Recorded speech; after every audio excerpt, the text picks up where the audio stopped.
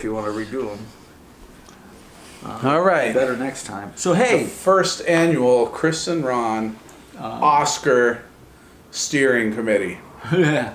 Well, it's picks and pans, I guess. 2021. And knowing that I'm very I'm the Peter Pan of panning movies, I guess. I pan most things because I think most things are bad. You have the attention span of a child. It's not just I expect more from film. Is what it is. I have very high expectations that a film should be good, interesting, smart. It's very easy to make well-made films, so we've gotten along. Anyway, the long and the short. There's eight nominees for Best Picture, so that gives us like about a minute per. So The Father, I have not seen that. I attempted to watch The Father. I thought it was really stagey, which is funny because it's based on a play. It seemed intolerable, so I couldn't get into it. Most intolerable award goes to. It was so stagey, it was unbelievable, and I just cannot. So it sounds to me as like steering you away from that one. Steering away from it. Judas and the Black Messiah. Oh God, that thing was unwatchable. I have not seen that either. It's in the category of what I've come to call like wigs and pigs, which is like 70s movies that are made with people wearing wigs and then the police are the bad guys, like always like one-dimensional characters. And they've got those signs, make love, not war. So it's like Dobie Gillis or like, like these fake hippies, with like their tie-dye or psychedelic clothing. It's not that bad. That bad, I'm going to cut to Trial of the Chicago 7, which is definitely a wigs and pigs movie. It's so horrible. I liked it. I thought it was so thin, so badly acted, and I don't care that it throws the reality to the side. Does it? See, I don't know. I'd always heard the tales of that trial with people change their chairs. Yeah, they took a lot of license with it. A lot of poetic license. See, I do have a problem with that. I haven't studied the comparison of what it is, but if you're gonna if you're going to use the currency of truth, then you better stick to the truth. But I did like the thing is, you can see a documentary of these things and you'll get a better idea of actually what happened. You won't get this pigs and wigs thing. At what point are documentaries just going to throw truth out the window for ratings or whatever it is, or just dramatic tension? It already happens. Read a Wikipedia entry. But I did enjoy it. I enjoyed learning more about Abbie Hoffman, sure, and it made me go read up a little bit more on him. And he had a great Lower East Side hustler guide. He published like a zine where he really just went around and talked to hustlers in this neighborhood and got all the scams on how to like rip off payphones and get free lunches and stuff, and then wrote it up in a pamphlet and ruined it all for everyone. And then he later killed himself.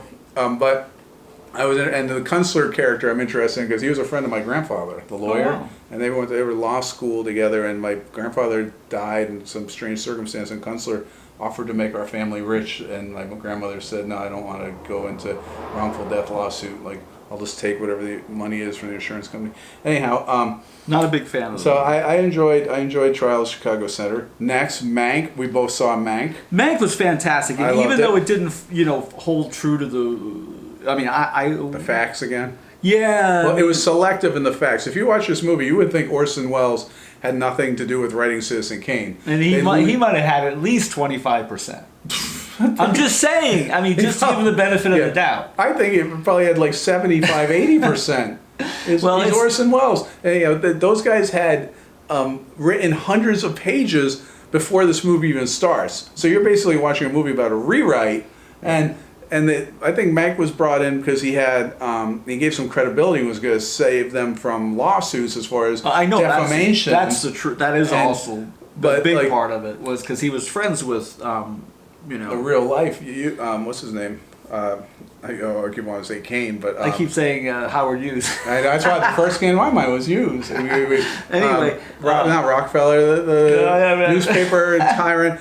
I took my time. William Randolph Hearst. And then, but I like that it was just this zippity, His Girl Friday thing. The script, throw aside reality. The script was so good that I don't care that it didn't. I mean, when the script is horrible, like in Judas and the Black Messiah, or horrible like the Trial of Chicago 7, there's no excuse for not having a better script or a better film. But in the case of Mank, I didn't care what was true and what wasn't true because it was such a great, solid script with a look and a feel and editing. I thought the music was a little annoying at times. Better have a good script if you're making a movie about a script. Anyhow, so we're going to steer our old Roadster right into the Mank. All right, and Minari, I thought was you can lose the first 30 or 40 minutes. It's done. Really tedious. Done. Okay, I cut those out. I'm skipping ahead. Skip ahead. No, really, you can lose the first 30 minutes, and then it's a pretty good movie. Except good. You mentioned this. All right. Now my biggest complaint is they live in an.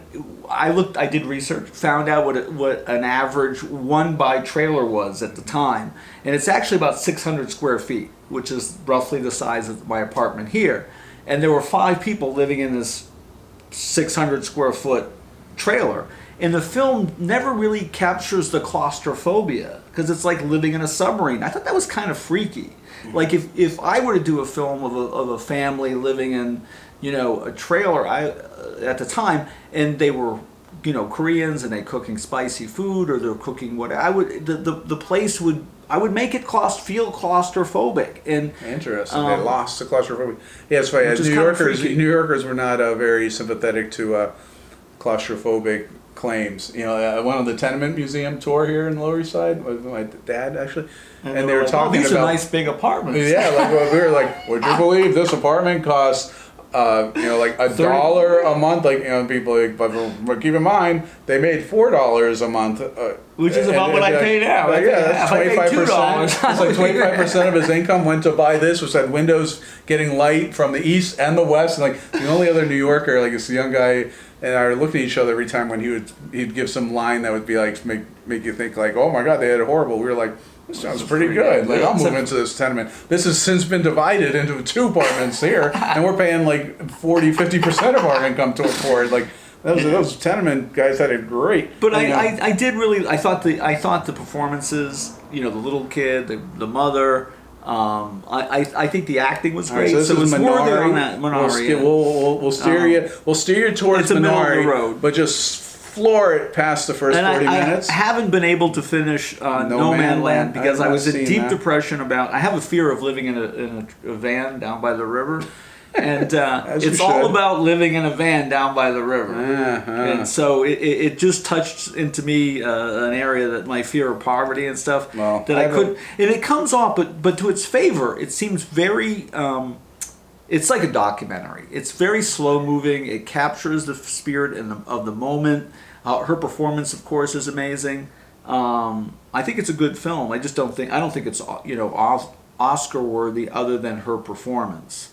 I have a brother who lives in a van down by the river, and he does not like that sketch. And every people say, "Oh, you live in a van down by the river." He always says, "Yeah, I thought you could do better." Yeah. Yeah. So then we move into I didn't even know how this movie made it on the list. Called Promising Young Women. It's kind of women. As only singular. One. Come on, it's Oscars. Give us. So this is a fantastic looking film and has a great ending. And I don't try to predict endings, and I think even if you did, you'd be hard kind of pressed to predict this ending. Now that I said that, you'll probably, if you watch the movie, you'll be thinking, oh, what's the ending? What's the twisty ending? Oh, I think you're overestimating our viewers. Not if you like Marvel movies. You'll probably be shocked how but it's... I will be shocked. I like Marvel comics. Yeah, but I'm just saying that there's no time travel. Right, but do you recommend it? Are we steering towards the women? I'm steering towards it. Are we getting points for hitting the women? It's a lot of fun. It has a very 80s, 90s feels to it. I just don't think that there's anything in it that makes it Oscar worthy. All right, Sound of Metal. That is so predictable. I saw this one. I actually fell asleep and missed like the middle third, like the end of the second act. I had no sympathy for the character at all. I had no feeling connection to him. Ex-junkie. He's a pretty No, he's a great actor. He's great. I didn't really buy that they were a metal band. They were noise. They're like a 2-piece art rock noise band, girlfriend boyfriend band. Like it's not exactly the guy wasn't playing with Slayer or anything, but like, his percussion work rivals my own. Yeah, I mean, I could just sit there and play double bass while my girlfriend banged on a can, but That's beside the point. And The it point was is, a little weird how his hearing went so fast. As someone who suffers from hearing loss from playing in metal bands, it's like, yeah, it doesn't happen overnight, but.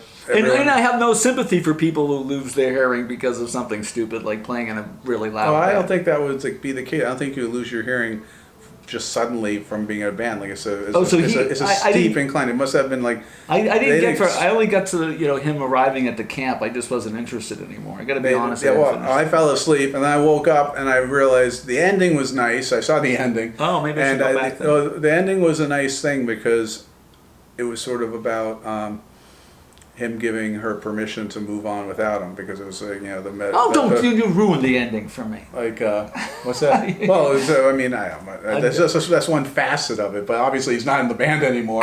I'm ruining it. Hey, your spoiler! He can't play metal anymore. Actually, I'm not gonna ruin it anymore. It would be better if he could, didn't it? I don't think he really was paying attention to what he was banging about anyway. Yeah, suddenly he's deaf, and the band got way better. All right, Sound of Metal. We already did the Chicago Trial. Yeah, so that's that. 7. So that's I steer you towards that, but cautious if it's not historically I'll go accurate. back. I might go back. It just hit the forward button a lot. But I really like that actor. I did once know a bunch about the trial. I was arrested with people once, and we got called the Feb 14. It was a reference. We were arrested in February, and we went on a trial and fought and lost on these guys, but now it didn't serve me. You can't hire me now. But so I knew a little bit about it, and I seemed like I stuck with the facts I knew. But I trust that he's a better researcher than me. If it's not accurate, then like you can't capitalize on the truth in these things. And well, I just thought even if I don't really mind if it steers. If it's a whole fictionalized version of it and it's way off from the truth. If it's interesting and not really stagey. But it felt, both that and the Judas the Black Messiah, both these films felt so, they felt like bad television movies, made for television. Or plays. It sounds like you're talking about teleplays. Like, the old teleplays on TV, cheap and after quick. School specials. Yeah. I just with cuss words. With wigs and pigs. Yeah, wigs and pigs. All right. So the one that I will, so just going over real quickly, the ones I would recommend, of course, are Promising Young Woman. That's pretty fantastic. Monara, the second half, and Mank, which I think, from this list, is the obvious Oscar winner for Best Picture. Films love films about films. The filmmaking community loves. Well, that's not why I like it. I like it because it's the only one that had like a really good script. Anything with Orson Welles I love watching his people. I would love to go back in time and just see if they're hang out with people who supposedly are portrayed as always just being witty and saying these one-liners. In interviews, he is like that. And Mank is even more. I mean, he's just so witty and so like off the cuff. He was supposed to be a bit of a lyrical thing. A real jerk. Oh, actually. I mean, he was pretentious. Arrogant. Don't doubt it. I mean, ask Hearst. But I don't want to hang out with them. But I would like to go back in time and just hang out with some of these people and see if there really was this reality where people just talked really fast and well, I don't think. I think they spice it up like My Girl Friday or any of these like Bringing Up Baby. These snappy kind of slapstick comedies that were made in the 1940s and 50s. The first and that's a dead genre, but. Period piece like this, you can bring it back. They do capture a lot of that. Yeah, they capture it well, and they update it. And I think so.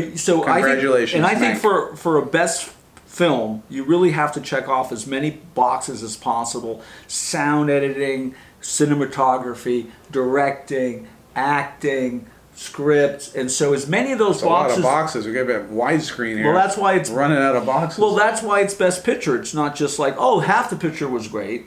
The acting was just okay. It's the one that has the best acting, of the group that you're given. You're high standards. You're a completist. All right. So if there was if we had an award, if I had an award, like golden steering wheel, we would give the golden steering wheels, 2 of them, like a student driver car, would be to Mank. Congratulations, Mank. You win. Mank is the bomb, actually. Enjoy 2021 Oscars.